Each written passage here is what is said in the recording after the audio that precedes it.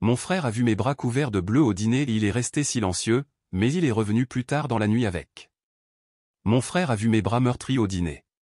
Ses yeux se sont attardés juste une seconde de trop, la reconnaissance, puis rien.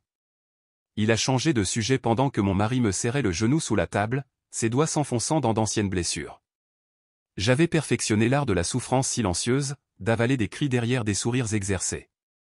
Pendant des années, je m'étais convaincu que le silence était la sécurité. Mais tandis que Gareth me serrait dans ses bras pour me dire au revoir, en chuchotant « Prends soin de toi », avec un poids qui pesait entre nous, quelque chose s'est fissuré en moi, l'espoir, peut-être, ou la rage. Mon mari a levé sa bière et a triomphé cette nuit-là. Je t'avais dit qu'il ne se douterait de rien. Mais il avait tort, car 30 minutes plus tard, j'ai entendu à nouveau le cliquetis de la serrure, et tout a changé. Juste avant que nous y revenions, j'adorerais savoir d'où vous regardez aujourd'hui. Et si vous appréciez ces histoires, assurez-vous d'être abonné. Il y a deux versions de moi, celle que les gens voient au dîner avec des sourires exercés et des mots soigneusement choisis, et puis il y a la vraie moi, celle qui tressaille au mouvement brusque et couvre ses bleus avec des manches longues, même sous la chaleur de l'été. Je m'appelle Lena Carrington, j'ai 29 ans, et je vis ce que la plupart appelleraient une vie de rêve dans notre vaste maison coloniale avec mon mari, Caleb. Il était une fois, j'étais pleine d'entrain et ambitieuse, avec une voix qui portait à travers les pièces et des opinions que je n'avais pas peur de partager. Maintenant, je fais attention à mes mots, mesurant chacun d'eux avant qu'ils ne quittent mes lèvres, une ombre de la femme que j'étais. Je me tenais dans notre cuisine, coupant des légumes avec des mains tremblantes. Mon frère, Gareth, venait dîner ce soir, mon protecteur d'enfance, mon confident, la personne qui m'a appris à faire du vélo et à tenir tête aux brutes. Mais ces jours-ci, il ressemble plus à un parent éloigné, quelqu'un que je vois aux vacances et aux occasions spéciales avec des étreintes maladroites et des conversations superficielles. Il a épousé Mera il y a 5 ans, et quelque chose a changé, le fil invisible qui nous reliait a commencé à s'effilocher. Besoin d'aide. La voix de Caleb m'a fait sursauter, le couteau glissant dans ma main. Il se tenait dans l'embrasure de la porte, beau de cette manière désinvolte qui m'avait attiré vers lui il y a 7 ans, des cheveux noirs parfaitement coiffés, des yeux bleus qui se plissaient quand il souriait, le genre d'homme vers lequel les gens gravitent lors des fêtes. Non, je gère, ai-je répondu, ma voix stable malgré l'anxiété qui bouillonnait sous ma peau. Il s'est approché, plaçant ses mains sur mes épaules, un geste qui pourrait paraître affectueux à quiconque observerait, mais ses doigts ont appuyé juste assez fort pour me faire grimacer. « Tu sembles nerveuse » a-t-il dit, les lèvres près de mon oreille. « Ce ne sont que ton frère et sa femme. Pas besoin d'en faire tout un plat. Je sais. Je veux juste que tout soit parfait. » Il a passé ses bras autour de moi, prenant une tranche de poivron sur la planche à découper. « Parfait, comme ta cuisine l'est toujours ?» Il a gloussé comme s'il avait fait une blague inoffensive. « Assure-toi de ne pas les ennuyer avec tes histoires cette fois. » C'était Caleb, charmant et cruel à parts égales. De petites remarques, teintées juste assez de vérité pour me faire douter de moi-même, livrées avec un sourire qui me faisait me demander si je surréagissais. J'ai hoché la tête, ravalant la défense qui montait à ma gorge. Pas la peine de se disputer. Pas aujourd'hui. La sonnette a retenti à 19h précises. Caleb s'est transformé instantanément, les épaules détendues, le sourire sincère, la voix chaleureuse alors qu'il accueillait Gareth et Mera dans notre maison. Mon frère est entré le premier, sa grande silhouette remplissant l'entrée. À 32 ans, il ressemblait plus que jamais à notre père, mêmes cheveux blonds cendrés, mêmes yeux bienveillants. Il m'a serré fort dans ses bras, et pendant un instant, je me suis senti en sécurité. « Salut, Lely » a-t-il chuchoté, utilisant mon surnom d'enfance. Je me suis reculé, clignant rapidement des yeux. « Salut, Gareth. Contente de te voir. » Mera a suivi, élégante comme toujours dans une robe noire ajustée, ses cheveux foncés relevés en un chignon stylé. Elle m'a fait la bise, son parfum cher et écrasant. « Lena » a-t-elle dit, sa voix froide. « La maison est ravissante. As-tu finalement engagé un décorateur ?» Et voilà, la pique subtile, insinuant que je n'aurais pas pu créer un bel espace par moi-même. J'ai forcé un sourire. Non, j'ai juste regardé beaucoup d'émissions de rénovation. Le dîner a commencé assez tranquillement.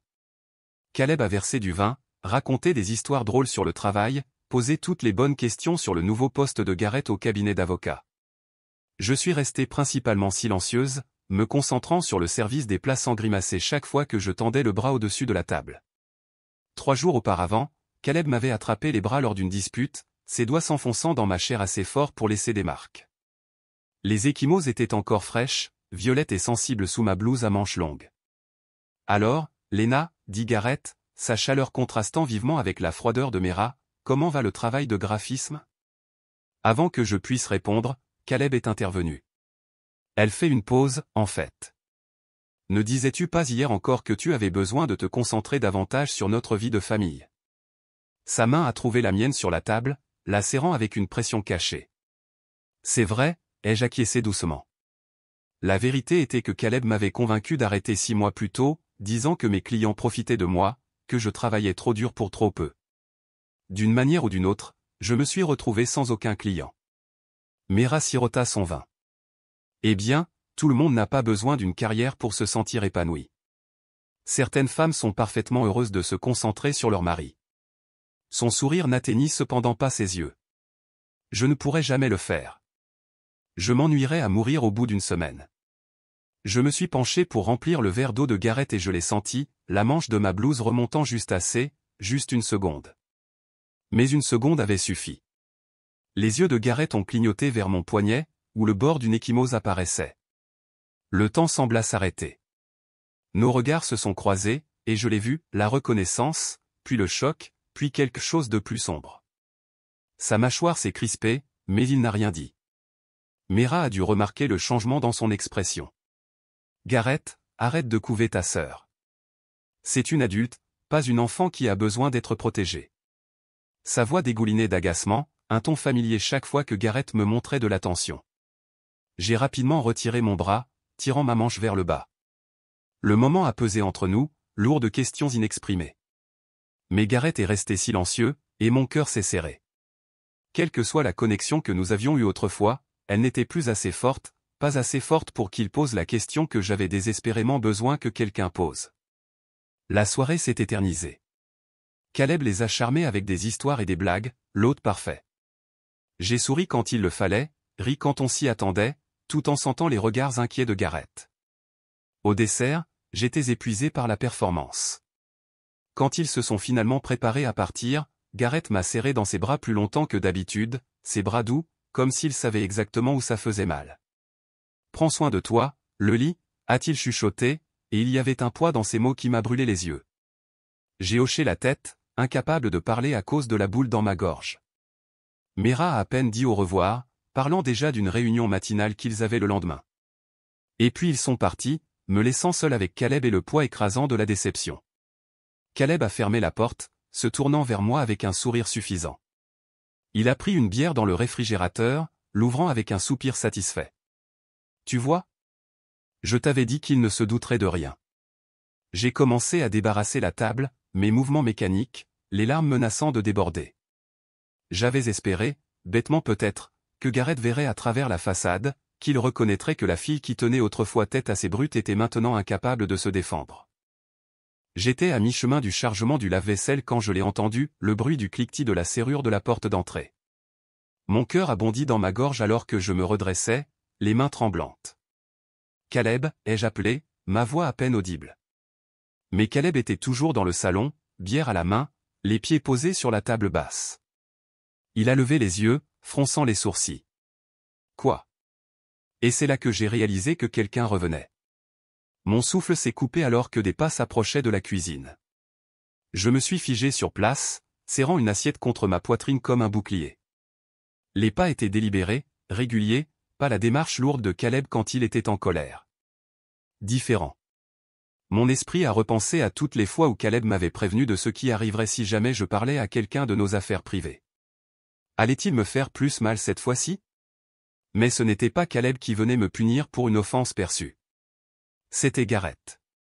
Il se tenait dans l'embrasure de la porte de la cuisine, seul, son visage un masque d'émotion à peine contenu. Il m'a regardé, m'a vraiment regardé, observant les détails que je cachais depuis des années, la légère courbure de mes épaules, la façon dont je mettais immédiatement de la distance entre moi et les autres, l'ecchymose délavée près de ma clavicule visible maintenant que j'avais enfilé une chemise plus confortable après le dîner. Nous nous sommes regardés pendant ce qui a semblé une éternité. Du salon, j'entendais la télévision hurler, Caleb inconscient de l'intrusion, supposant probablement que Gareth avait oublié quelque chose. Depuis combien de temps ça dure, a finalement demandé Gareth, sa voix si basse que je l'ai à peine entendue. L'assiette m'a glissé des doigts, se brisant sur le sol. Le bruit nous a tous les deux surpris, et je me suis immédiatement laissé tomber à genoux, ramassant frénétiquement les morceaux. Je suis désolé, elle chuchotait automatiquement, l'excuse aussi réflexe que la respiration. Gareth s'est agenouillé à côté de moi, prenant doucement les éclats de mes mains tremblantes. Léna, arrête. Regarde-moi. J'ai levé les yeux pour croiser les siens, et quelque chose s'est fissuré en moi. Des années de mensonges exercés et d'évasions prudentes se sont dissoutes sous le regard de mon frère. 3 ans, ai-je chuchoté. Ça a commencé petit, vérifier mon téléphone, me demander où j'avais été, se mettre en colère si le dîner n'était pas prêt. Ma voix s'est brisée. Puis les critiques, puis le contrôle, puis, ça. J'ai fait un vague geste vers mes bras, le mouvement me faisant grimacer. Le visage de Gareth s'est décomposé. J'aurais dû savoir. J'ai vu les signes, Léna, la façon dont tu t'es retirée, comment tu ne viens jamais sans lui, les excuses pour les vacances manquées. Il a passé une main dans ses cheveux. Je me suis convaincu que ce n'était rien, que j'imaginais des choses.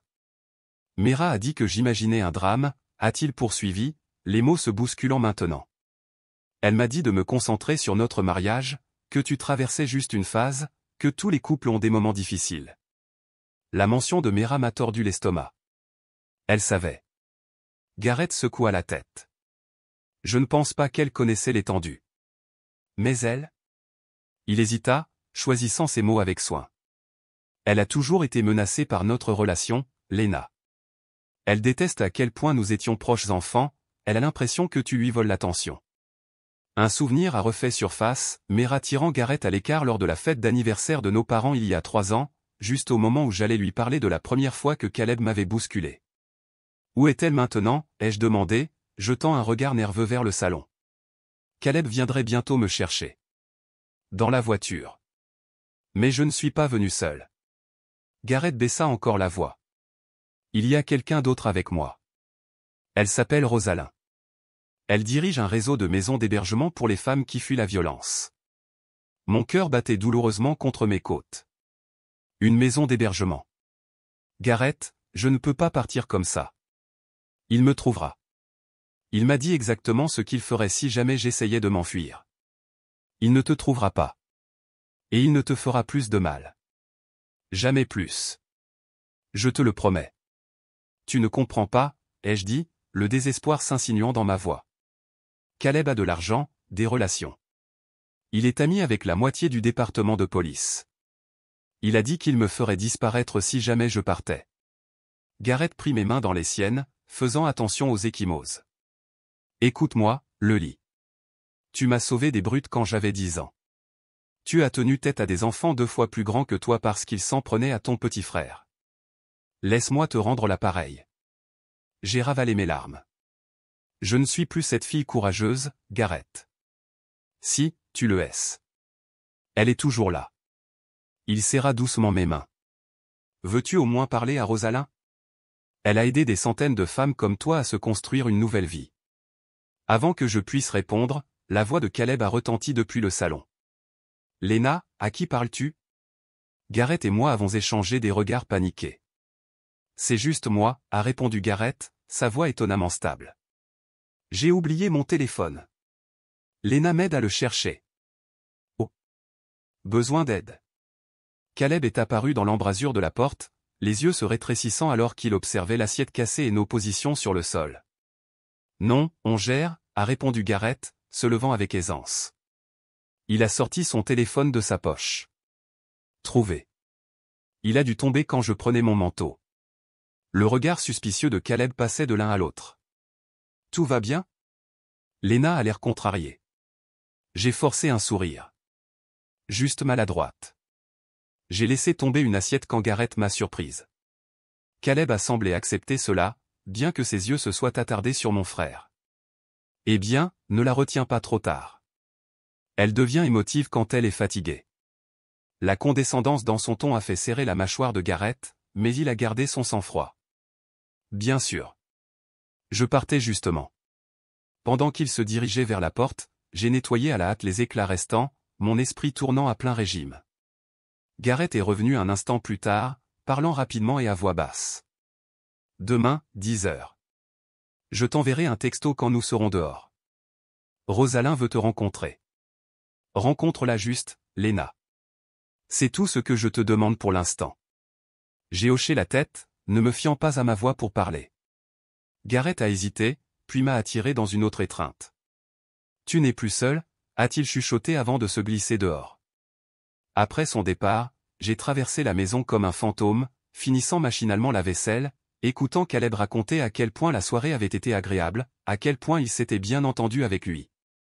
Mais à l'intérieur, quelque chose avait changé. Une petite étincelle d'espoir s'était allumée. Quelqu'un avait vu à travers la façade.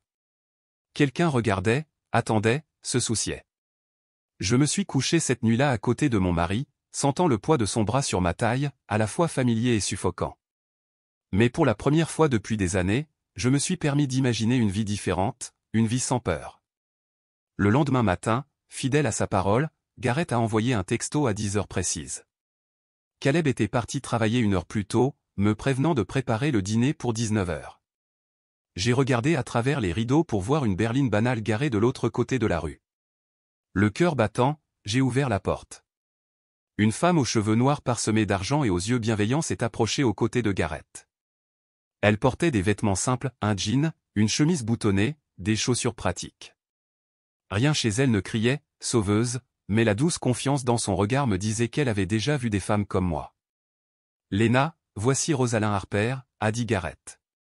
Elle n'a pas tendu la main, n'a pas envahi mon espace, a juste hoché la tête respectueusement. « Pouvons-nous entrer ?» J'ai hésité, puis je me suis écarté. Ils m'ont suivi jusqu'à la cuisine, l'endroit le plus sûr de la maison, le plus éloigné de tous les voisins qui pourraient voir des visiteurs inattendus par les fenêtres.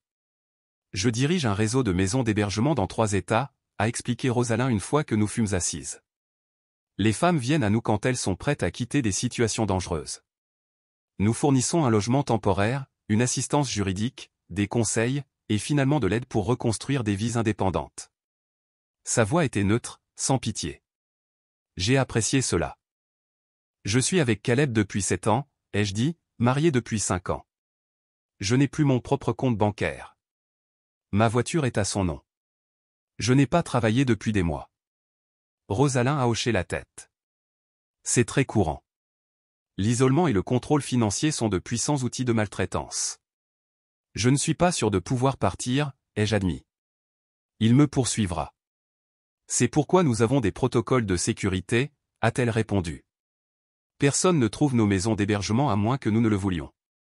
Elle a sorti son téléphone, me montrant des photos de femmes debout devant de petites entreprises, des bâtiments universitaires, de nouveaux appartements.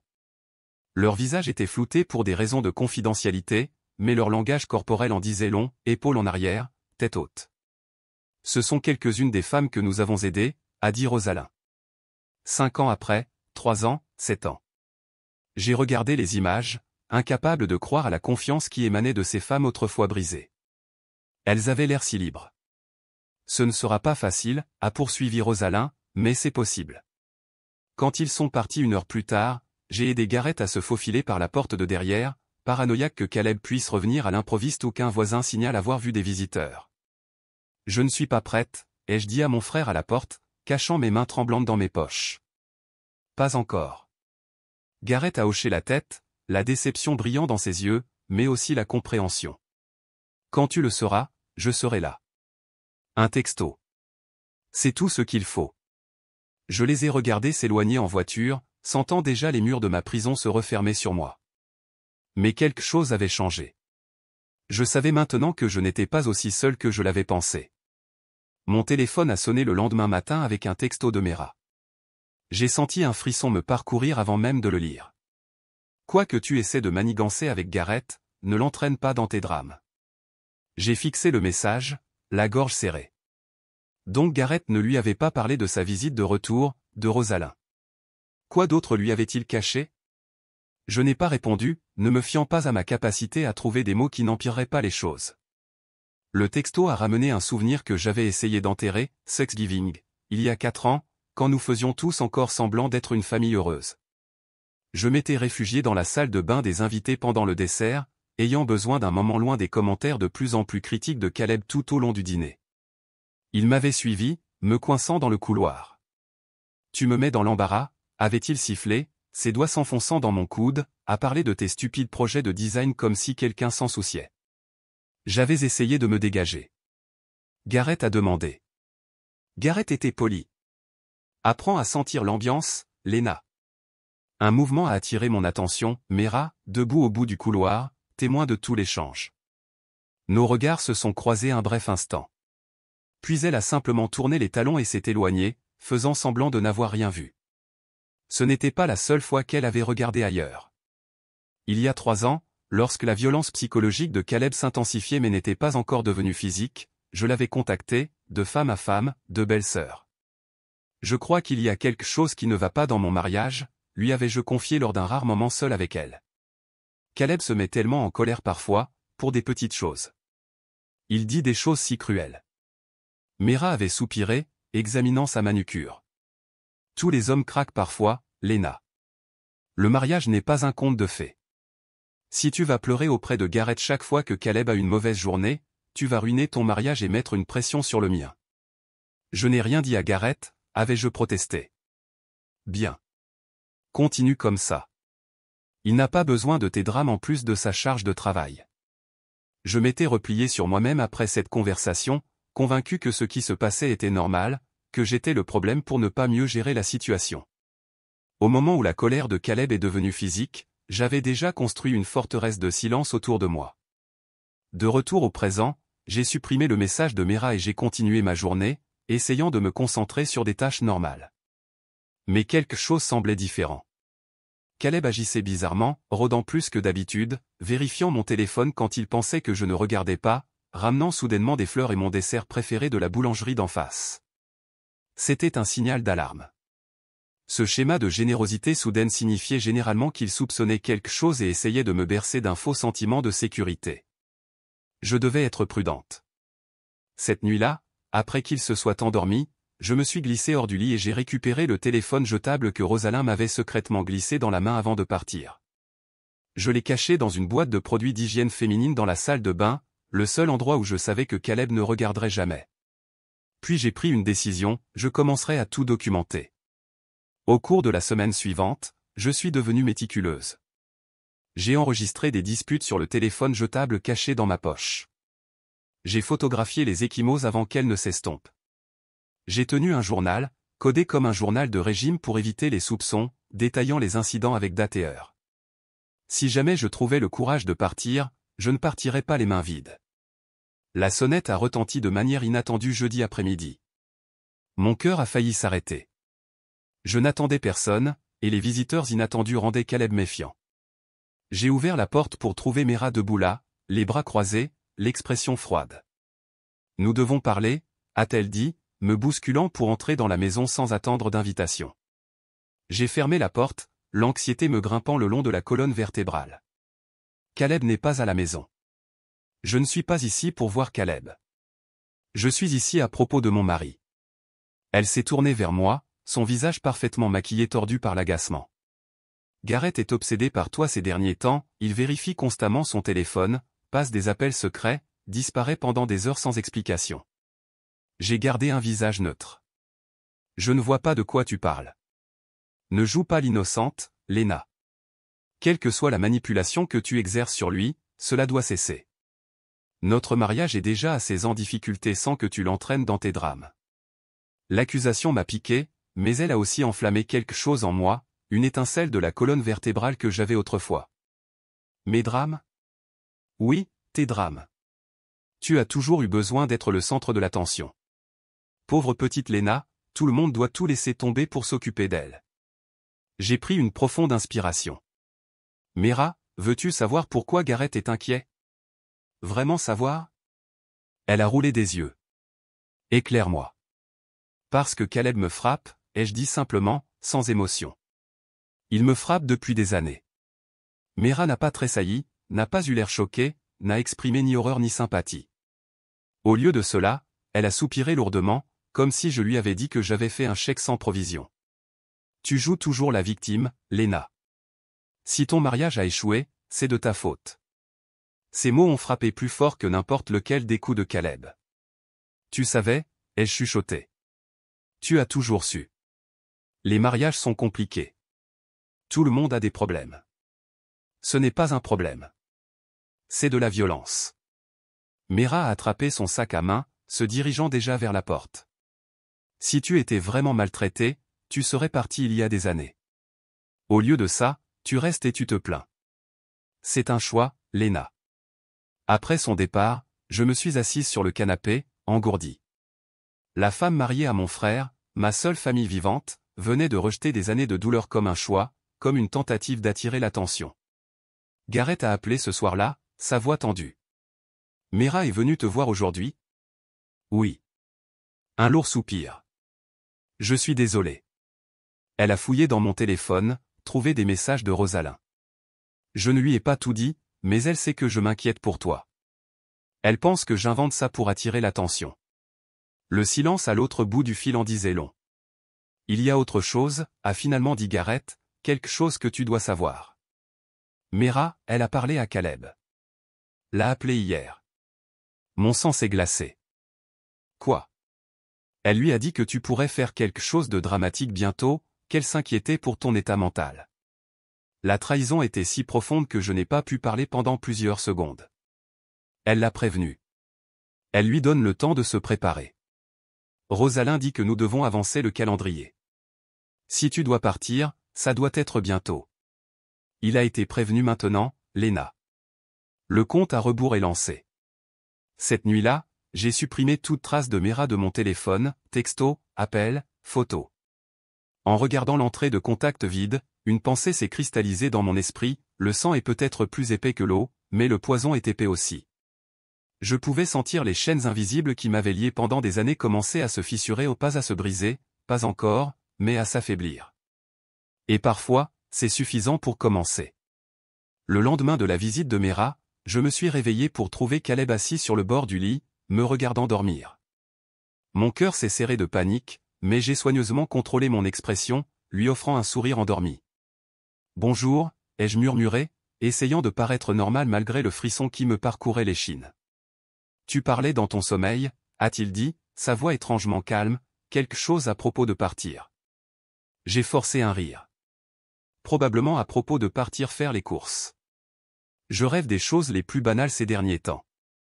Ses yeux se sont légèrement rétrécis, mais il s'est penché pour m'embrasser sur le front, ses lèvres s'attardant trop longtemps.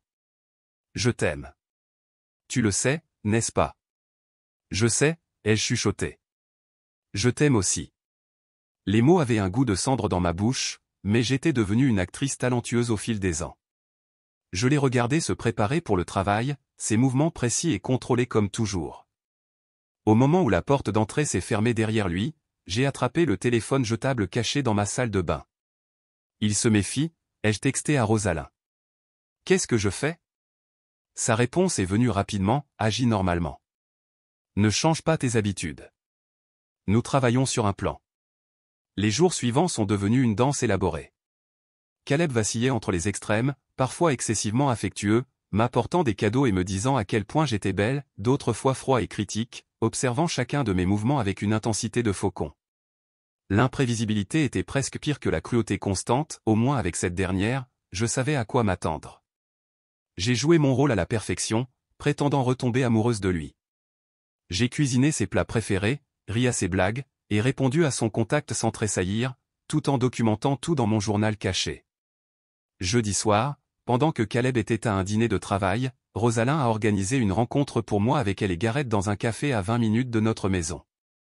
J'ai dit à Caleb que je rencontrais une vieille amie d'université, lui montrant une fausse conversation textuelle que j'avais créée pour étayer mon histoire.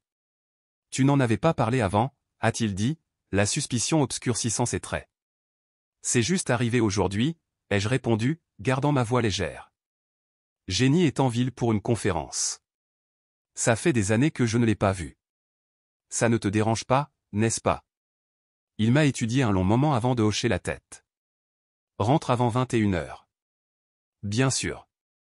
Au café, Garrett et Rosalind étaient assis à une table d'angle, les têtes penchées dans une conversation sérieuse.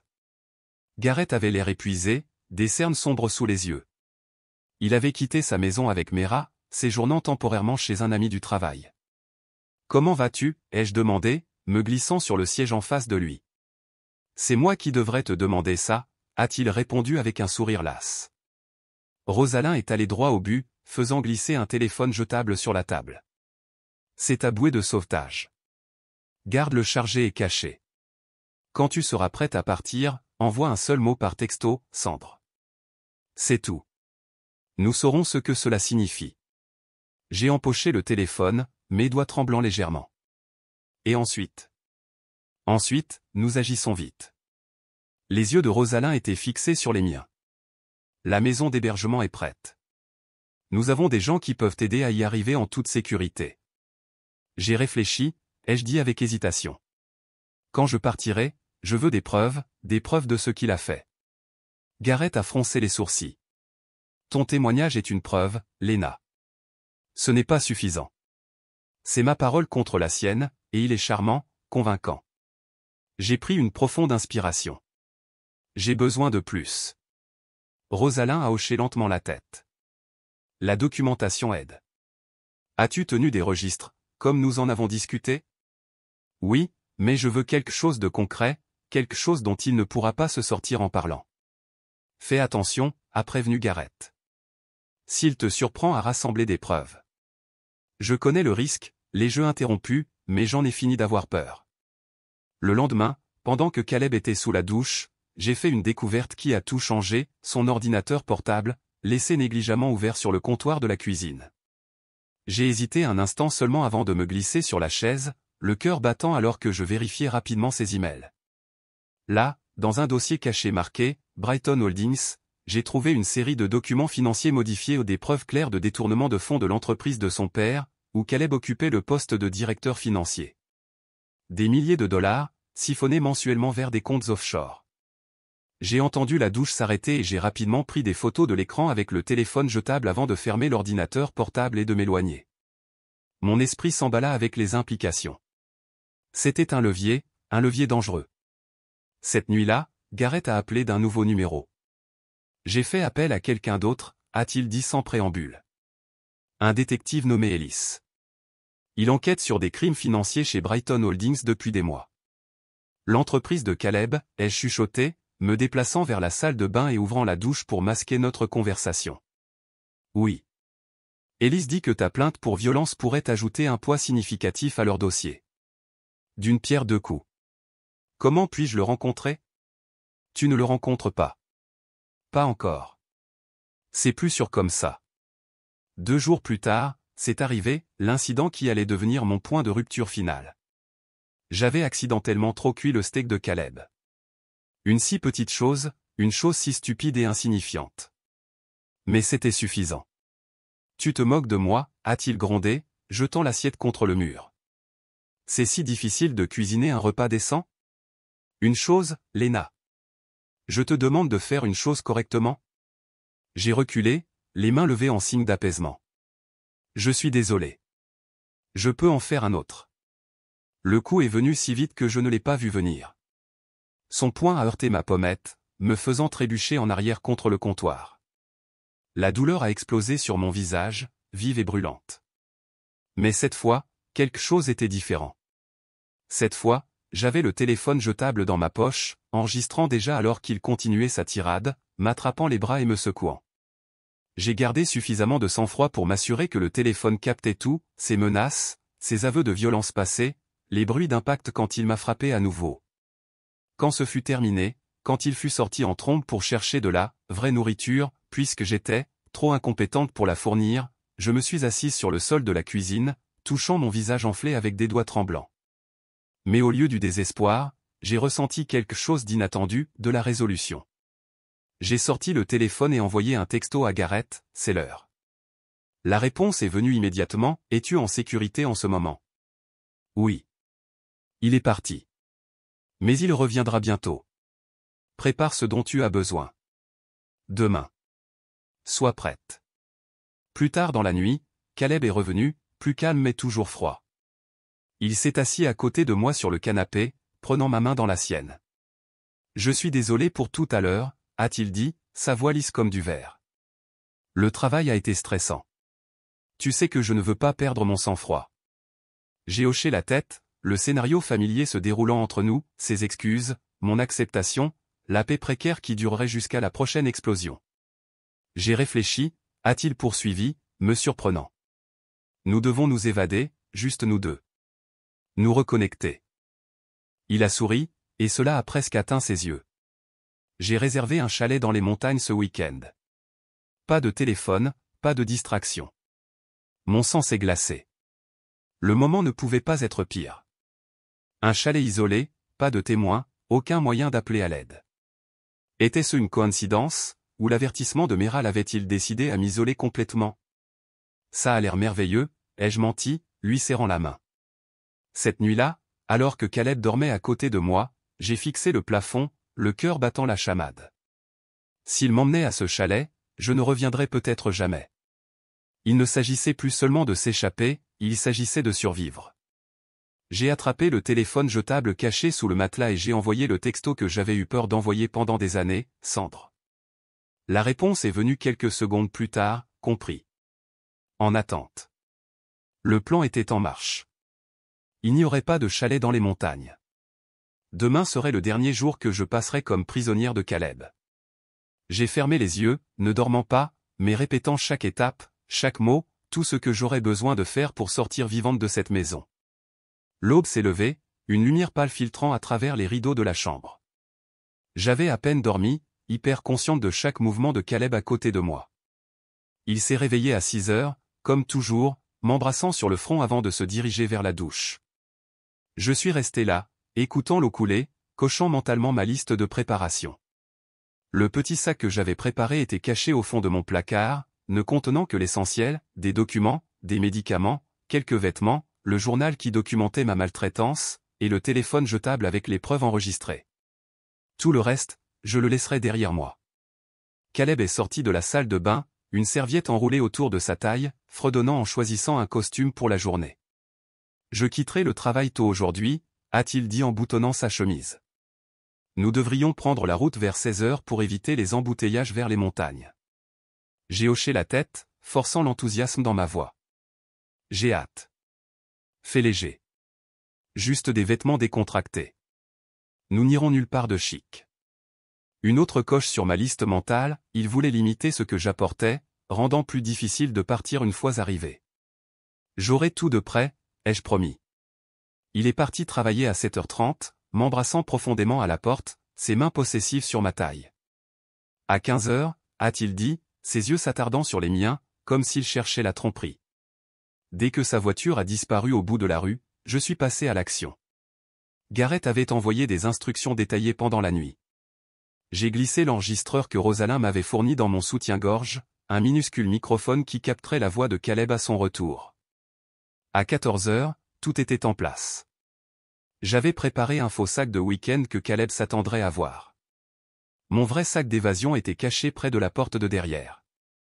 J'avais retiré tous les appareils électroniques traçables, mon téléphone habituel, ma tablette et ma montre connectée et les avais laissés dans la chambre. À 14h30, Gareth a confirmé leur position. Ellis, le détective, était garé au bout de la rue avec un mandat d'arrêt, attendant mon signal. Rosalind était à proximité avec une voiture, prête à m'emmener à la maison d'hébergement. Gareth lui-même arriverait juste avant Caleb pour s'assurer que je ne sois pas seul au retour de mon mari. À 14h50, j'ai entendu une voiture dans l'allée. Mon cœur a bondi dans ma gorge. Caleb était en avance.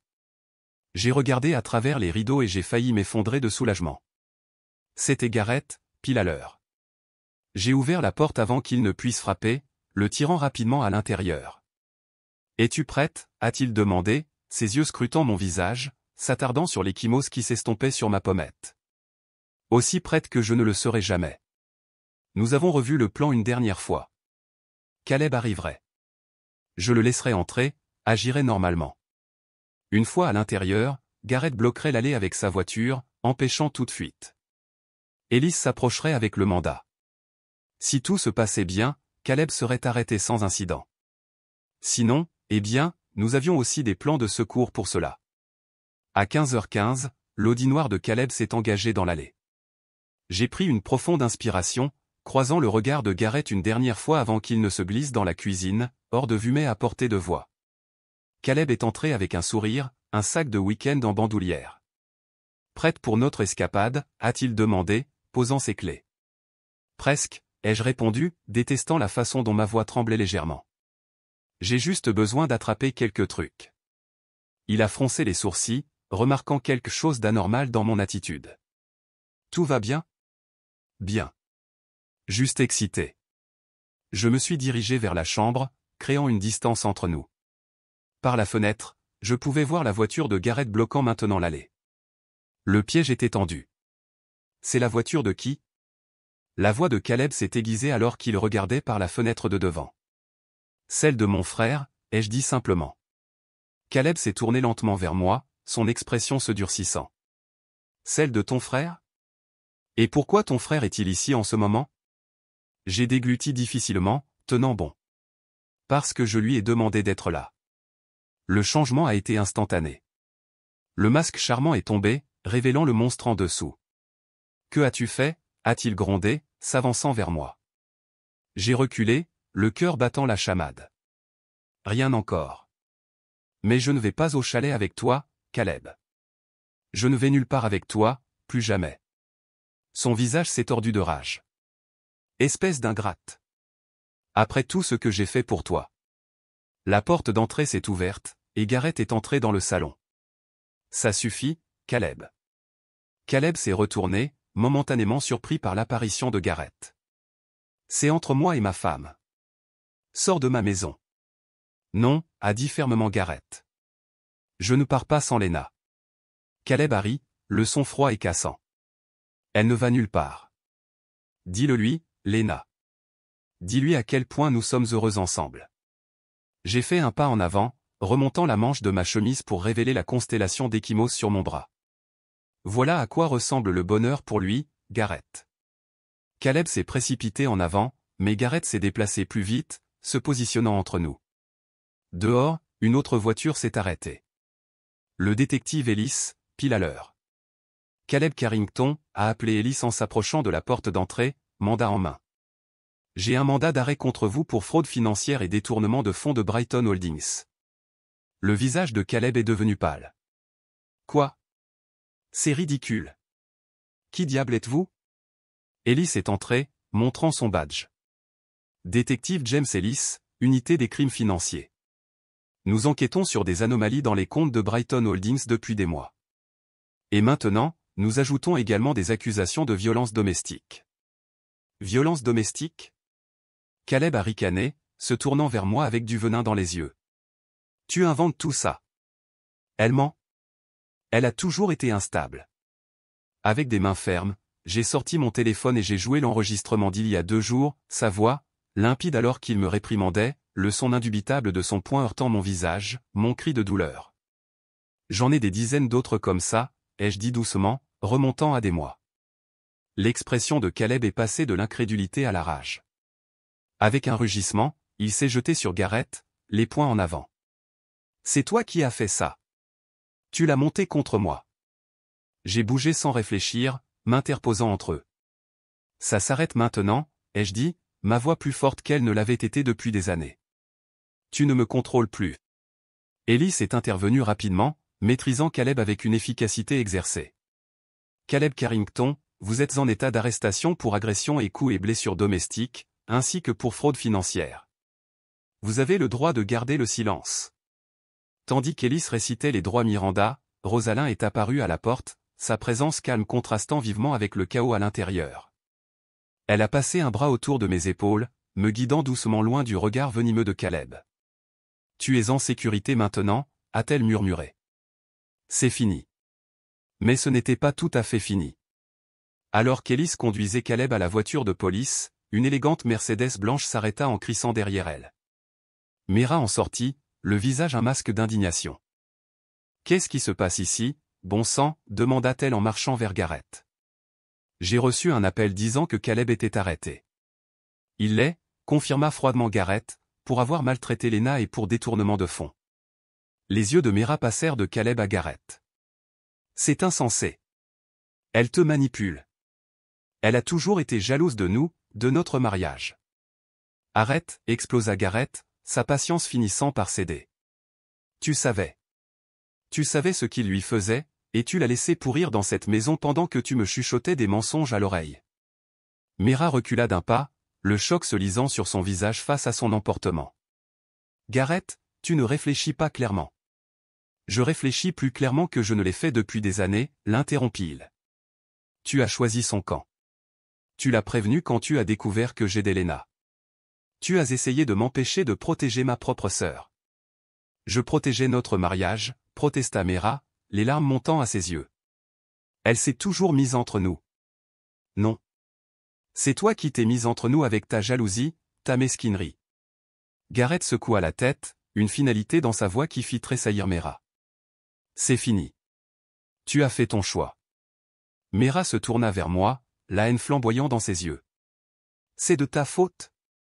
Tu as tout ruiné. Je soutins son regard avec assurance. Non, Mera. Tu as fait ça toute seule. Alors qu'Élise s'éloignait avec Caleb sur la banquette arrière, je me tenais dans l'embrasure de la porte de la maison qui avait été ma prison pendant si longtemps, 5 ans de peur, 5 ans à marcher sur des œufs, 5 ans à cacher des bleus et à trouver des excuses. Rosalyn me toucha doucement le bras. La voiture est prête quand tu le seras. Nous devrions y aller avant que les journalistes n'arrivent. Les crimes financiers impliquant Brighton Holdings feront la une des journaux. J'ai hoché la tête, me retournant pour attraper mon petit sac à côté de la porte. J'ai jeté un dernier regard autour de moi sur les meubles parfaits, la cuisine impeccable, la façade soigneusement entretenue d'un foyer heureux. Rien de tout cela n'était réel. Rien de tout cela ne valait la peine d'être gardé. Alors que nous nous éloignions, j'ai regardé la maison, ma prison, disparaître dans le rétroviseur. Une seule larme a roulé sur ma joue, non de tristesse, mais de libération. Je me suis tourné vers Gareth sur la banquette arrière à côté de moi et j'ai chuchoté, « Merci d'être revenu cette nuit-là. » Il prit ma main, ses yeux pleins de regret et de détermination. J'aurais aimé venir plus tôt.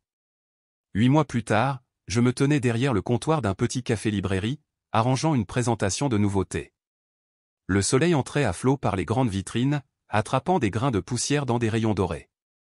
L'odeur du café et des vieux livres emplissait l'air, ma combinaison d'odeurs préférée au monde. Ça a l'air bien, commenta Rosalyn, s'approchant avec 2 tasses de thé. Elle m'en tendit une, examinant la présentation avec approbation. La section poésie prend vraiment forme. J'ai souri, acceptant le thé avec gratitude. Merci. Je crois que c'est ma partie préférée du magasin. Après avoir quitté Caleb, j'avais passé 6 semaines dans l'une des maisons d'hébergement de Rosalyn, une maison confortable et sécurisée partagée avec 3 autres femmes fuyant des situations similaires. Là, j'avais entamé le lent processus de reconstruction de ma vie et de mon estime de soi. Avec l'aide de Rosalyn, j'avais déménagé dans une ville tranquille à 3 heures de mon ancienne maison. Utilisant mon expérience en graphisme, j'avais trouvé du travail en créant des supports marketing pour des entreprises locales. Lorsque l'opportunité s'est présentée de m'associer à Rosalyn pour ouvrir un café-librairie qui financerait partiellement son réseau de maisons d'hébergement, j'ai sauté sur l'occasion. Maintenant, 8 mois plus tard, New Chapter Books and Brew prospérait. Plus important encore, moi aussi.